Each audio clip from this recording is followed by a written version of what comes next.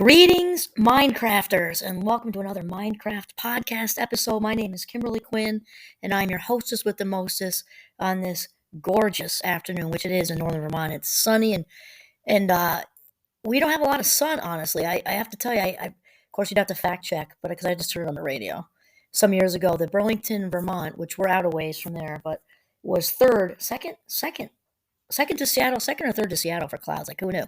Anyway, it's been a bluebird for like a week. So we Vermonters are absolutely loving this. So anyway, my bright and cheerful attitude today, which is most days, quite honestly, is to have a discussion with you on authentic success.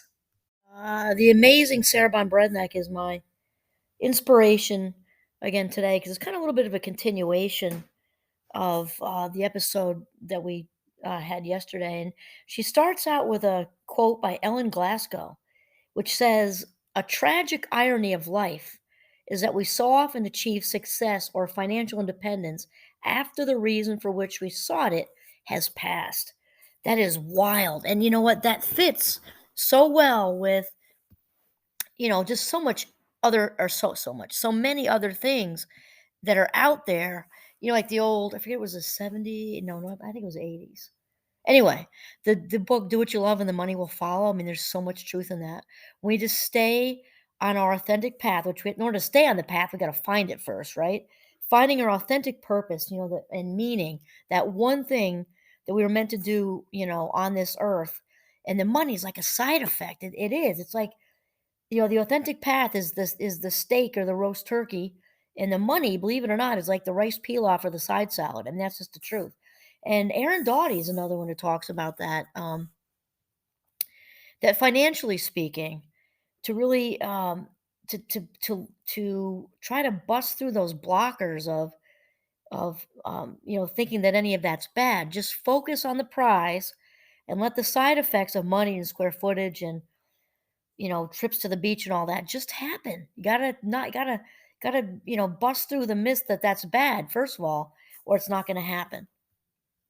Of course, Sarah Von Brednek's book Simple Abundance is like a day book, and it's great. It just has these page and a half, daily. I wouldn't necessarily. Well, I guess it could be meditation, sort of, but they're basically, just these little blurbs that are so uplifting, and it goes through the whole year, so they're seasonal. She's talking about things related to the fall and the fall, things related to the winter and the winter, and it's just very cool. And she's also focused on women, so I'll just put it in brackets because she talks about few women, we'll just say people, believe they're successful. Few women believe they're successful because they don't feel successful. That is so true. And we've talked about this even with the whole manifesting thing, right? As far as your heart's desires and finding your authentic path and all that, we've actually got to feel it, envision it, and feel it first. So she kind of talks about, and I think there's a lot of truth to this in some ways. And granted, again, she writes about women, but you can do in brackets men or anywhere in between, whatever, because I think we've all have certainly had the potential to feel this way. Is there some truth that I think in society women are still conditioned for this a little more? I do. But she says in the deepest recesses of our hearts, we often feel like failures, or she talks about like counterfeits or frauds, kind of like, I guess what this makes me think of is the imposter syndrome, which is often labeled, women more often, I think more frequently attract that label. Well, that can also be on anyone, obviously, right? Where we don't really believe in our innermost hearts that we're as good as what's being mirrored for us. The compliments we're getting, what people are saying, the kudos out there. So there's sort of a lack of alignment between, the insides and the outsides. And then there's a person who might know they're successful underneath, but they're not going to admit it outwardly. And because why? That could be considered boasting or arrogance. We don't like those people, rather than if, she or he or they or whatever, just authentically is happy about the way a project turned out. And the thing is, you could, just being out in the world, you watch people who are authentically confident about whatever they've done and people who aren't. Because you can have the same accomplishment. Let's say the project was huge. You got all kinds of exposure, recognition. It was just great for the company, blah, blah, blah, blah, blah. The person who's authentically confident can talk about how good it is and people just nod and in agreement, and because they are coming off of this charisma that just knows it was good, and it's not arrogant. When somebody's a little bit unsure, same exact accomplishment, but they don't really have that authentic confidence going on, they look like they're trying to convince everybody outside of them and themselves, and it's received differently, it's just true.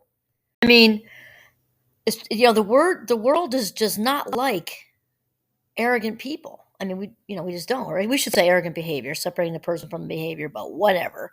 We don't like the braggers, is what we're saying. And we also, you know, have a need for approval. And so if we put those together, that can be kind of a mess because we can just say all kinds of stuff and fluff our feathers to get the approval that's really just the ego. Like we said with the authentic self, when somebody's coming from an authentic place, they don't need anybody else's approval, which is why when they're talking about the project being so great and knowing that it's great, they get a very good reaction versus the people who are insecure about it, trying to convince the world and themselves that it's good because they're looking for that external approval, which the authentic person doesn't need. And that kind of sums it right up in a nutshell. And I really like how Sarah talks about this. She talks about the Webster Dictionary definition that success is defined by the attaining of a desired end, as well as the attainment of wealth, favor, or an eminence. Wow! And she says, when we succeed, in quotes, we prosper, thrive, flourish. When we don't, we want to sink into the center of the earth until the shame subsides. Success and failure are a black and white issue. It's good or it's bad. It's a lucky break or tough luck. Actually, it's none of these things. Failure and success are the yin and yang of achievement, the two forces in the universe over which we have absolutely no control. We keep forgetting that all we can control is our response to failure and success. So, right now, this is bringing me to what Wayne Dyer talks about when he says failure, which is when he talks about failure, he says failure doesn't exist at all because, and I like this and I agree with him, because failure, he says that failure does not exist because we are just people walking around in this world on this planet, right? Behaving. We're performing actions all day long, and those are yielding results, and that's all we're doing. Sometimes those results work for us and other people, and sometimes they do not work for us or other people. And then the results redirect our behavior. First, they redirect our thoughts because they come first, which redirects how we feel, which then redirects us how to behave. I like looking at it like that because it takes a polarity away, right? Instead of having this shaming failure, which I know my students are very afraid about of failure. Just they talk about it a lot, actually, in all different ways, and the expectations of parents and grades and this and that and jobs and internship. And so when we look at it this way, is that maybe there's something that didn't work out for you, but that's a good thing because when you look back a year later, 2 years later, 5 years later, you're like, thank goodness I wouldn't have landed this awesome internship, which led me to the job, which led me to the current huge, wonderful, fulfilled life that I have at this minute. So when we're in it, that's a tough sell, but really our behavior is being redirected all the time and it's for the better. And as I was saying, sometimes that can be a really, really, really tough sell when we're in it. It's not until later that we look back and, I remember failing biochemistry in my first senior year at St. Mike's and it just I remember sobbing my guts out on the curb of the right next to the sidewalk by my townhouse, and I just and that because that was a core I don't know requirement of my major that meant I was going to have to stay another year. I wouldn't graduate with my friends, all this other stuff. And the story's a little bigger than this, but no matter how you cut it up, I didn't pass biochemistry, and I just barely started dating my boyfriend. Just for like a few months, and I ended up having to stay another year at St. Mike's. And I often tell the story to my students when they fail something or change a major at the last minute, and their parents are mad and they're feeling, shame and being flawed, defective, unachieving in some sort of way. That staying that extra year, I also added psychology. So I did. I still graduated pre med because I did whatever I had to do to with that. Actually, I don't think I failed it. I think I got a D, But anyway, it mattered that I couldn't graduate because it had something to do with my GPA wasn't high enough, something I don't know. But anyway, I stayed the extra year. I added psychology, which was my new interest. I fixed whatever the issue was with biochemistry, whether it was an F or a D, doesn't matter. And my then boyfriend of 3 months, I would not have known from, I would have left back to New York, and is my now husband of 30 something years.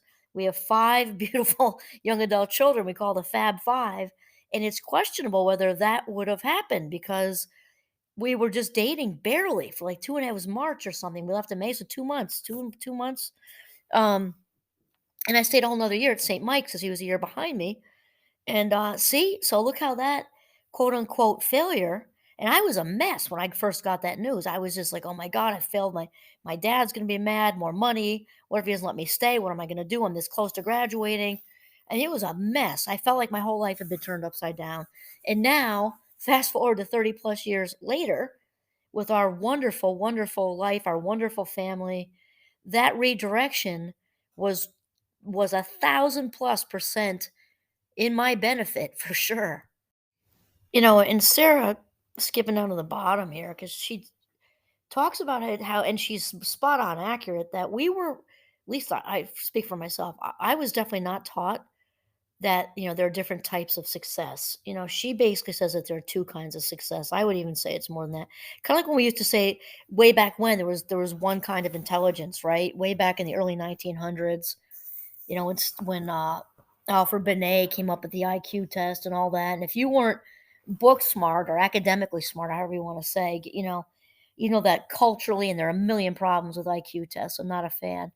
But it wasn't till basically a decade later that we started, or maybe not quite a decade, but almost a decade later. It was like 1904. I think he was commissioned by the French prime minister to start giving those tests out. But anyway, I'd say roughly 100 years later, to realize all these other types of intelligence.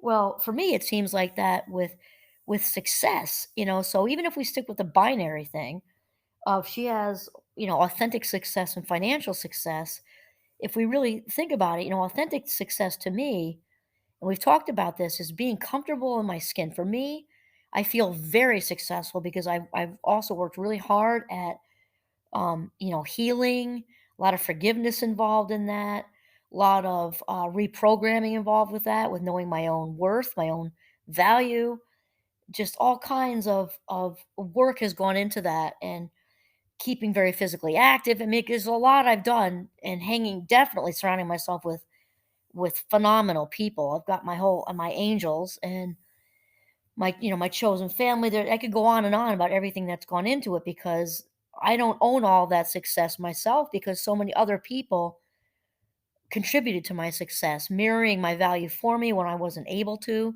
coming out of a very, very addicted and abusive, childhood.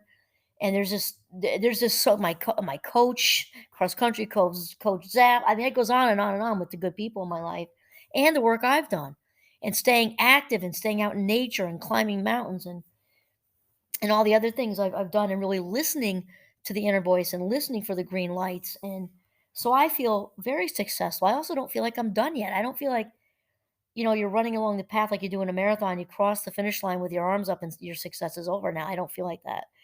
I feel like, and it's not the bear climbed over the mountain thing like we talked about in the last one. It's because it's not like I'm not satisfied looking for that next accomplishment. I just feel really good on the path, very like myself, love myself, and I'm able to set boundaries politely and respectfully without caring if they upset other people. And it's like respectfully and kindly is the important thing. This is what I can do, that's what I can do, and I can't do this right now because that pushes it too far. That's gonna have me depleted, and that's not gonna work. And I think for me, the authentic success is largely about all of that. And for me, there's also a service component to it also. But there are other things. That's just kind of a snippet. And then financial success is obviously money in the bank, investments, maybe retirement, 401ks and all that stuff, and square footage and things, furniture, cars, yard, whatever. Successes people who have people having a partner, having children. It goes on and on and on. Having a big travel history, being able to go all kinds of places. It goes on and on and on. But really, um, the authentic success, like we were saying earlier, is like the steak or the roast turkey or the stuffed portobello mushroom. If you're not a fan of either one of those entrees, and all the rest of the money, the square footage, the travel, the all that stuff is the materialistic stuff is a side effect, like the rice pilaf or the side salad to the main entree, and that's in my opinion. And so she is right, she's correct that I don't think success was ever explained like that, at least not to me. It was definitely on success meant going to college and getting a good job in a nutshell. And then the marriage was sort of expected. I don't know if that counts with the finances really as much, but it was like that was the drill. College, good job, marriage, and then of course the kids and everything. But I think the college part and the good job were really considered the main success because you got on your feet financially. That's an old school view. And so they're all different kinds of success. And that is what we're talking about now is really we want to do what we love and the money will follow. And that's really it.